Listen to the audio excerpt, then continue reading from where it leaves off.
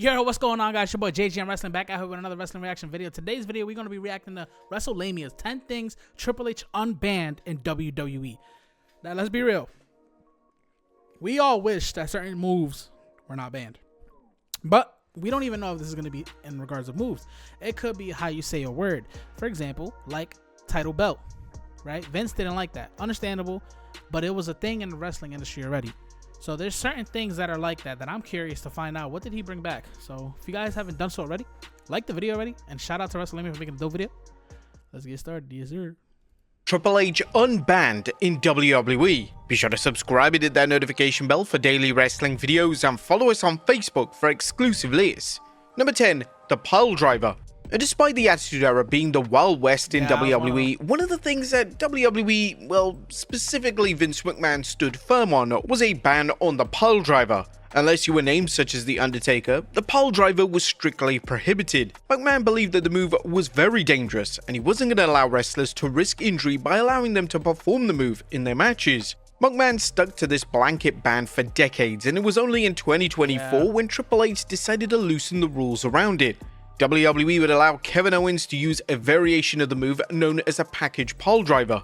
This version is a lot safer compared to the traditional move, and Owens is well established in being one of the safest wrestlers in all of WWE, so it makes sense why the game trusts him so much. Today, Owens is the only name. Man, shout out to Kevin Owens, man. Hope you have a full speedy recovery if the neck injury is real. I think it is, because I think I saw a picture of him supposedly getting out of surgery and it went good. So shout out to Kevin Owens, man. We miss you and we hope you come back healthy and strong, and hopefully you got a championship belt, bro.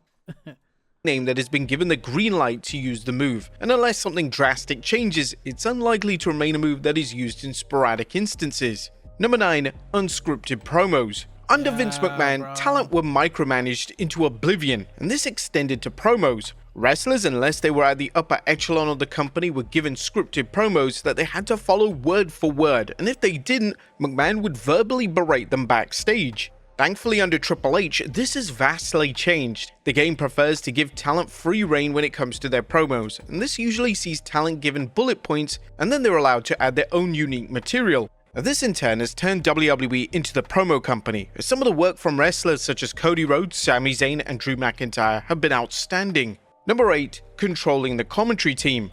Vince McMahon was obsessed at controlling everything his commentary team said and did, so much so that numerous names quit their commentary position over the years. Whilst McMahon could have easily done this in a relaxed manner, his approach was outdated and borderline tyrannical, as he would often scream at the announce team whenever they said something that he didn't like. Under Triple H, the idea of controlling the announce team is out of the window. For the most part, Michael Cole as lead announcer for WWE is completely trusted to run the show and run commentary, and the results speak for themselves. The sheer quality of the commentary output in WWE vastly improved overnight, and Cole didn't just have his love for pro wrestling reignited. For the first time in years, he seemed genuinely happy calling the action. Cole himself has spoken at length about how happy he is under Triple H's management. This is what the WWE veteran had to say during an appearance on the Pat McAfee show.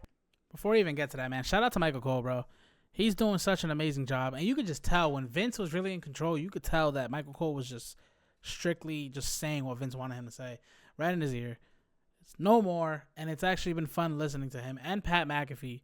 So, and Joe Tessa, I forgot his name. But Joe, that Joe guy, the new guy, and I think he's on SmackDown now. Shout out to him, because he's been doing good too. Him being like that reporter kind of thing. So it kind of goes well with the brand. So shout out to them, man. Shout out to the company. I think that freedom has really allowed the superstars, and I know for me, and I know for Pat as well, has allowed us to be more entertaining, to be more relaxed, to be able to sit back and enjoy this product as a fan. Also, who knows characters better than the character? Seth Rollins knows his character better than anyone on the planet, so why not allow him to be able to bring that character forward? I've seen everything in this business for nearly 30 years. I've never had as much fun as I've had the last couple of years, not only working with you, but working with Paul Levesque. Now, it's certainly alarming that McMahon had no idea that trusting his talent to do their job was the secret to them producing the finest work they've ever done. Number 7, shorter premium live events. Our fans are split on whether Triple H's approach to premium live events is an improvement compared to what came prior. The game opts for shorter PLEs, and usually these cards have 5 matches. This allows everything to breathe, yet often a lot of key matches aren't able to make the actual card, which can often be disappointing. Also, these shows are filled to the brim with commercials, and this is obviously a TKO call, but it still impacts the quality of the show overall.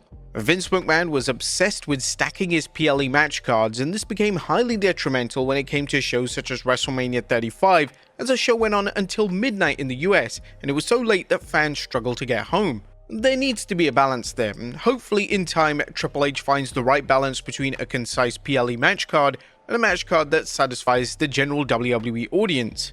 Number 6. If I'm not mistaken, I think WrestleMania is going to be like 4 hours long, because they're starting at 7, so 7, 8, 9, 10, 11. So 11 o'clock will be 4 hours. They'll probably finish around like 10:40ish. But I mean, that's a lot more better than midnight. The word wrestling. Now, under Vince McMahon, the word wrestling was seen as a taboo word, as if it was almost as if McMahon was ashamed to run a pro wrestling company. This is why McMahon would coin the term sports entertainment to refer to the pro wrestling aspect of the company. According to McMahon himself, during an appearance on the Pat McAfee show, he believed that distancing himself from the word allowed WWE to separate themselves from everybody else. There's always been wrestling. Bro, you gotta respect the hustle at the end of the day. He's not wrong. It did definitely classify them in a different direction, even though it's the same thing. But them being sports entertainer allowed so many doors to be open.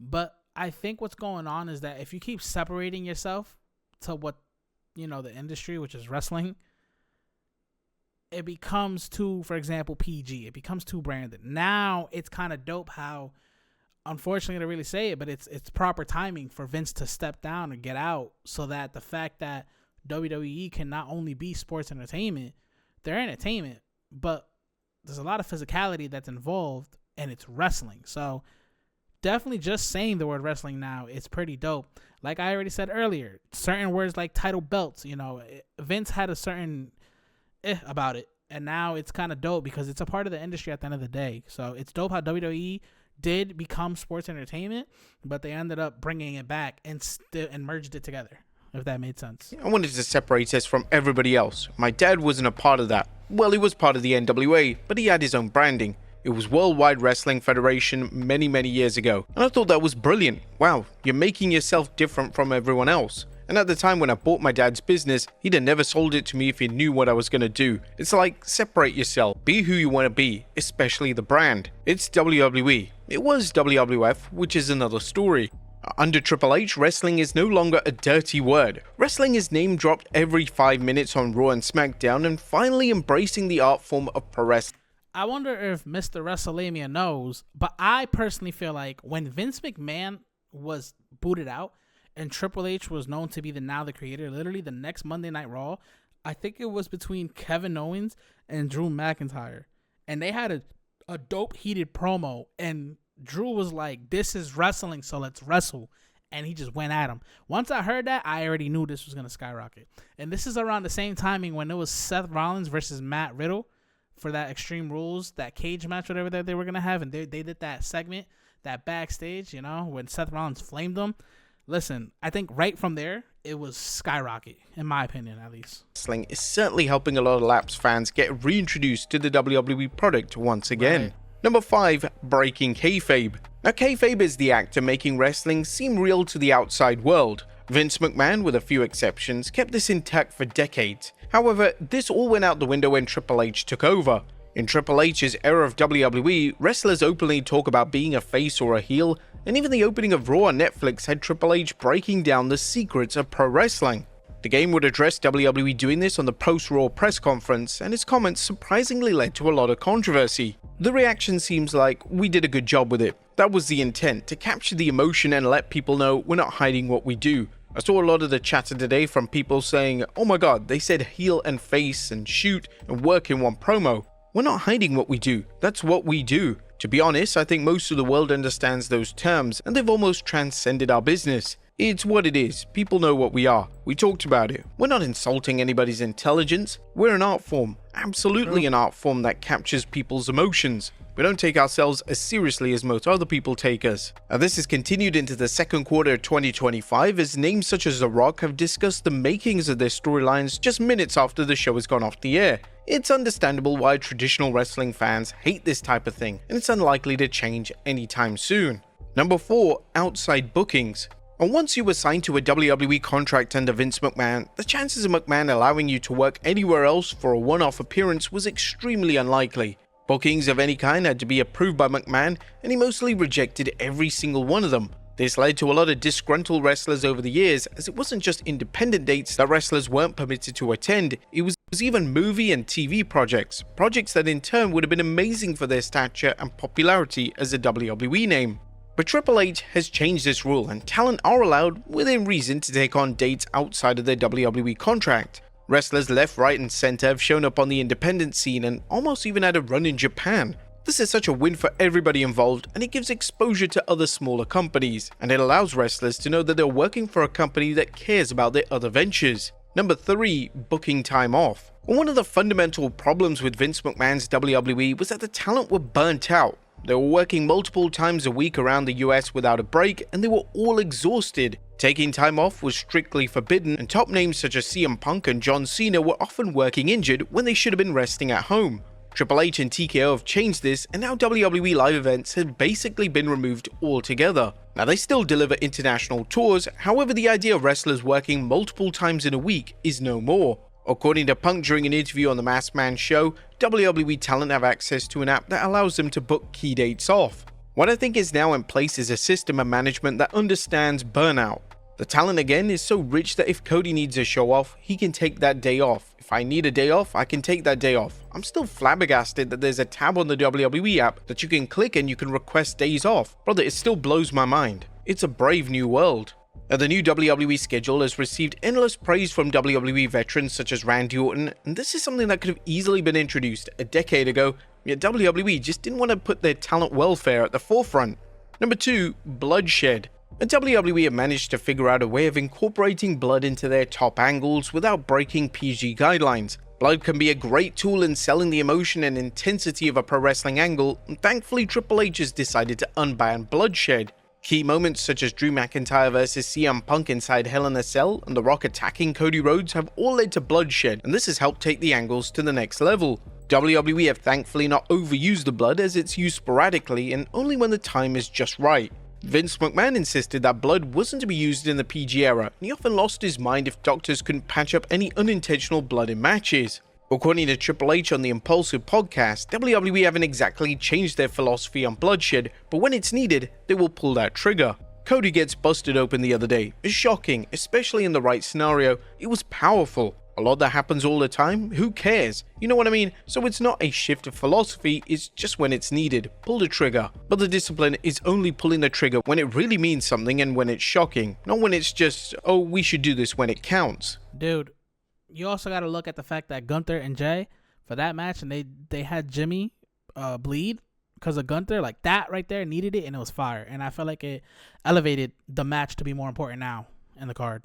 Now, a lot of fans have theorized that TKO is completely cool with WWE unbanning blood, especially with UFC featuring blood in virtually every bout. This is a smart theory and has a ton of merit, but would need to be confirmed by a TKO representative or even Triple H if it's true.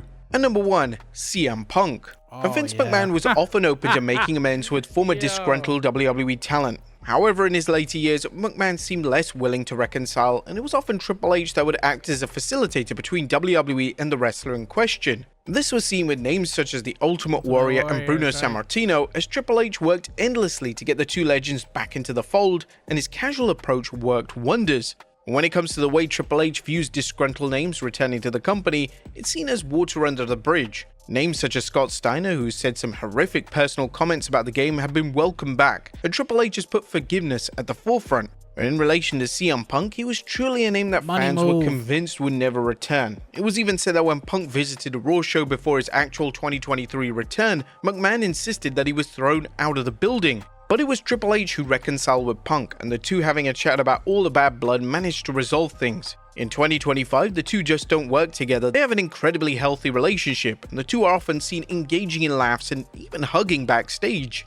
Punk has gone from being outright banned in WWE to being one of the biggest and most valuable names, and this is all down to Triple H and the new regime. But there you have it, folks. 10 things Triple H has unbanned in WWE. Listen, man. Shout out to WrestleMania for making a dope video. But shout out to Triple H, man. I told you he's been cooking, and he's cooking. So if it wasn't for him, I don't think WWE would definitely be where it's at right now as well. But man, good booking. You know, you got some moments where it's just questionable. You know what I'm saying? But we just gotta let it play out, man. End of the day, this is our entertainment. We should respect the wrestlers as well. But definitely shout out to Triple H to definitely call these moves to unban certain things, man. Just like blood, you know, it is true. You should have blood in certain moments. Not all the time, just when it means something, you know. So shout out to WrestleMania, man, for making a dope video. Shout out to y'all for subscribing. If you haven't done so already, though, please click that subscribe button down below. Helps your boy out on the road to 2K subscribers. Yes, sir. I'll see y'all in the next video. Peace.